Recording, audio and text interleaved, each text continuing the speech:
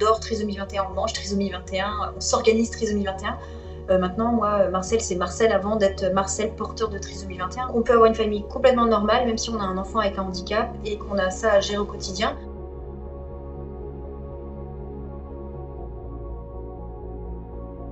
Je m'appelle Carole Deschamps, je vis à Lorient avec mon mari Sylvain et nous avons 3 enfants.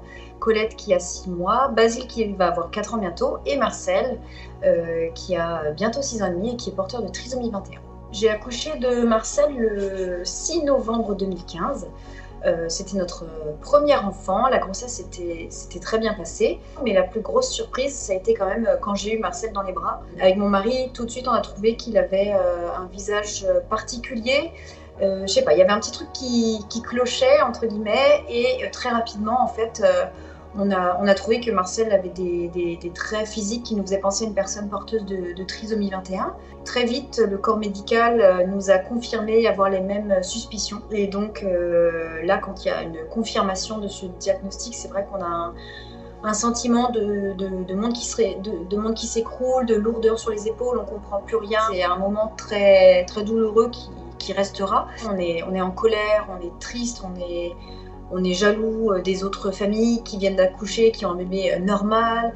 On a peur aussi, on a peur pour le futur, on a peur pour son bébé. Donc voilà, c'est vraiment un mélange de plein d'émotions et de plein de sentiments assez violents.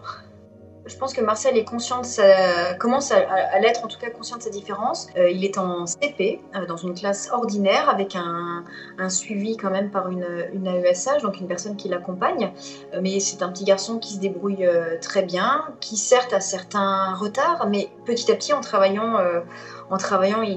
il rattrape son retard et disons qu'il a un développement quasi normal. C'est un petit garçon têtu, mais très drôle, très bon imitateur. Que dire, très joueur aussi, il joue beaucoup avec son frère, très tendre avec sa petite sœur. Pour moi, c'est un petit garçon de 6 ans en fait, tout simplement, quoi. Il a des copains-copines, surtout des copines d'ailleurs. Il est très bien intégré dans son école, il est très content d'aller à l'école. Alors forcément, il y a des matins où il a moins envie, mais je pense qu'encore une fois, c'est comme tous les enfants. Marcel joue beaucoup avec son frère Basile, donc qui a bientôt 4 ans. Dernièrement, justement, il y a Basile qui pose beaucoup de questions à son frère sur le handicap. Il n'a pas forcément de réponse en face parce que je pense que même Marcel n'a pas les réponses. Initialement, la création de ma page Facebook et de mon compte Instagram, c'était vraiment pour sensibiliser à la trisomie 21, pour expliquer un peu le quotidien d'une personne avec ce handicap et de sa famille.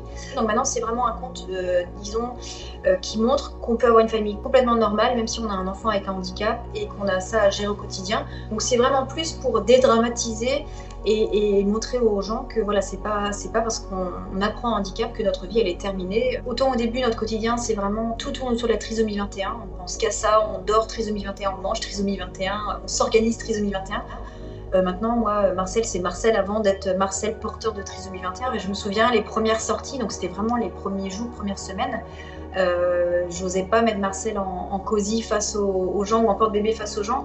J'aimais bien qu'il soit dans sa nacelle avec le couvercle. Parce qu'en plus, très souvent, les gens, quand il y a un bébé, se permettent de se pencher au-dessus de la nacelle. Et là, j'avais peur de ça, j'avais peur des réactions des gens. Je prête plus trop attention au regard parce que moi-même, je me dis... qu'est-ce que les gens pourraient voir de particulier en fait. Enfin, disons que le handicap peut toucher toutes les familles à n'importe quel moment de la vie. Soyez tolérants, bienveillants, c'est très banal, hein, mais c'est très vrai. On est tous différents et c'est ce qui rend ce monde justement très joli, très joyeux, très coloré.